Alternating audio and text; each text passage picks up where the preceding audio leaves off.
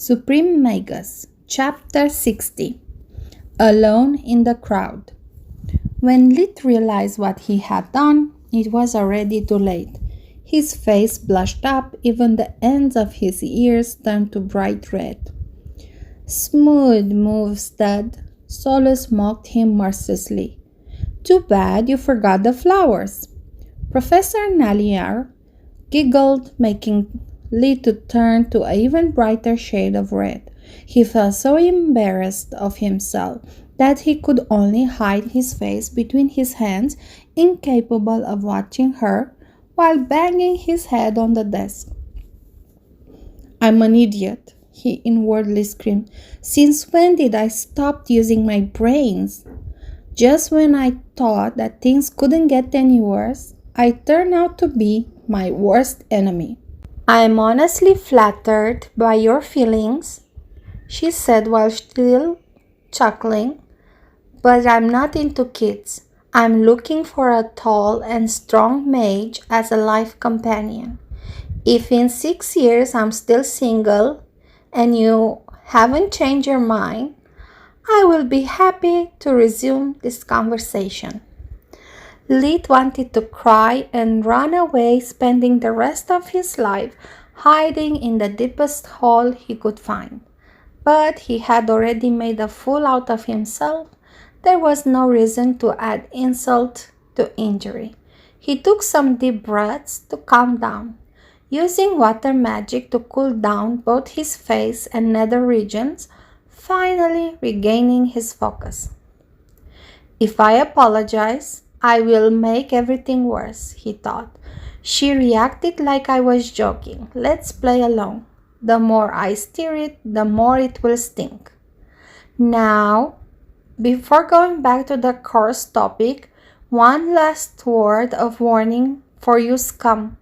The next time I catch you doing something disrespectful towards one of your classmates, I will make every single one of you regret not having a guilty ballot.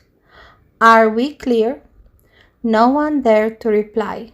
"Perfect. Let's forget about your pathetic, miserable existence so I can explain to you what Principle of Advanced Magic is about." She approached the chalkboard. A long and thin piece of mineral appeared out of thin air in her hand, allowing her to draw a human silhouette. As you should already know from your first 3 years, every human possesses a certain degree of talent for magic. The extent of such talent is defined by the amount of mana one has stored into his mana well. Lit followed her speech with interest. "So, they really have no concept of the mana core," he thought. An individual talent can be roughly split into 3 categories. The normal human. She hit the chalkboard to at the level of the silhouette's knees, and suddenly the empty space within it was filled by glowing blue light up to that point. The Magico Magica. This time the mineral hit at the chest level, and the light rose up too accordingly. And finally, the mage. The whole empty space within the silhouette was now filled to the brim with a pulsing blue color.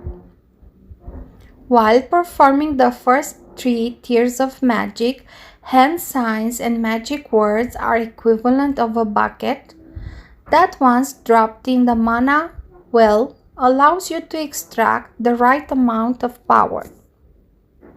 Hence, the spell casting will be successful as long as you are capable of forming a perfect bucket.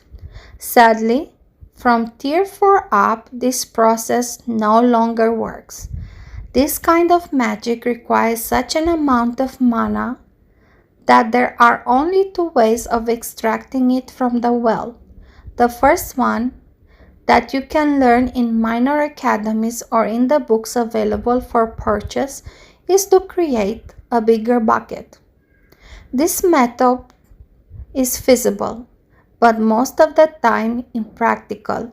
It requires so many magic words Hand sign so complicated that either your opponent is a rock or you work with a team that keeps it occupied during a very long spellcasting time. Just like using a bucket too big and heavy, extracting mana that way out of the well requires much more time and effort than just using the old bucket twice. What? This is exactly what I learned from Lark's books. This explains why it took me so long to perform them correctly with fake magic. The second one is only available in one of the 6 great academies. What I am going to teach you has its root in the first magic's multicasting skills.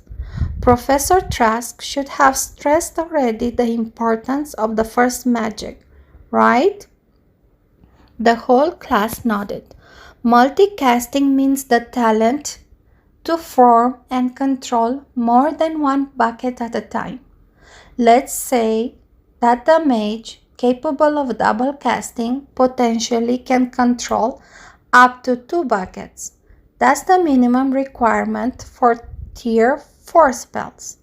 Some may require even 3, while only tier 5 magic demands an even higher multicasting capability. Please understand that all this talk about buckets and water is just an oversimplification. In advanced magic, mental visualization is a key element for success.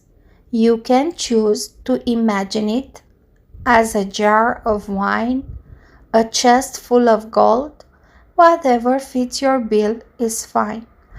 Always remember that the second method has a much faster cast time in exchange for a greater focus and mental strength. It's up to you to learn how to form and control more than one bucket at a time. Hand signs and magic words are still necessary to form the first one. Then you need to be able to sense it and generate as many copies as you can. Those who are incapable of learning such method by the end of the academic year will be dismissed as of insufficient talent. Money and status cannot help you. Only talent and hard work will guarantee your promotion. The lesson went on for another 2 hours, and soon was lunchtime. Leet was so engrossed in what he had learned that he completely forgot about his crush and the poor impression his previous marriage proposal could have left. He said goodbye to Professor Naliar before leaving the classroom, but didn't give her a second look or even a thought. The more I learn, the more fake magic does indeed resemble true magic, but most of the things she explained are completely wrong. The only right thing she said was about mental visualization. If one does not realize the existence of the mana core, the approach about magic is too passive to be effective. It's not a matter of water and buckets, more like about how to build and fine-tune a power plant that can provide energy for countless applications. According to her theory, a fake mag with 100 mana points can only produce as much energy. A true mage, instead, despite having the same amount of mana, by stimulating the core, can generate an output that depends on the situation, bringing it up to 120 or even 150 if necessary. Sure, the physical burden would be remarkable, but everything is better than being dead. Not to mention that this difference allows a true mage a versatility that fake mages can only dream about. Thanks to the Academy map stored in Soluspedia, Lead was able to move faster than anyone else. While others would get lost or needed to get direction, he managed to arrive at the canteen first.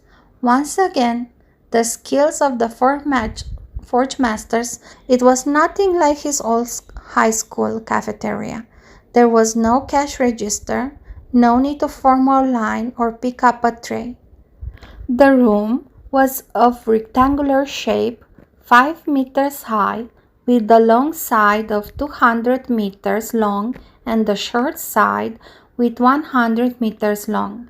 Except for the door he came from and the floor, all the other walls have been turned into windows on the outside world. Lit knew that above the fourth floor, where he currently was, there was still the floor for the fifth years and many others. Yet, by looking up, he was able to see the brilliant light of noon.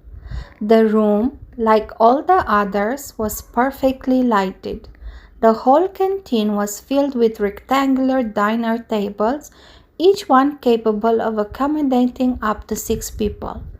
The tables were evenly spaced among them, allowing to walk to and from with ease, even when the room was at its max capacity. Lee chose a corner table with a corner seat, having a wall behind him and another at his left. No one could get to his back without him noticing. Interesting. They chose to make the cafeteria look like a panoramic restaurant, probably to let the students remember how the outside world looks like, and to avoid the claustrophobic feel that windowless rooms give. Once he sat down, he discovered that the chair was somehow bolted to the ground. Lid could not move it, but as soon as his butt touched the cushion, the seat auto-adjusted to its height and size to a perfect fit. The only thing left for him to do was placing his order. Lid put his hands on the table, injecting a small amount of mana, activating the embedded communication device. I'll take fillet steak, 2 centimeters high, medium rare, also a vegetable cream soup, a side of roast spiced potatoes. To drink, red wine or beer are equally fine. A small warp step appeared in front of him, delivering his order with the exception of the alcohol. "Sorry, sir," said a voice coming up from the still open warp steps. "Only 16 years old students are allowed to drink fermented beverage and only moderate quantities. You can choose between water, milk, and fruit juice." Lid sighed deeply. It would not be the same without some spirits to lighten up his heavy move. "I'll take water." Soon he completely forgot about his problems. The academy chefs were worthy of a 5-star restaurant. The meat was tender and juicy without nerves. It simply melted in your mouth.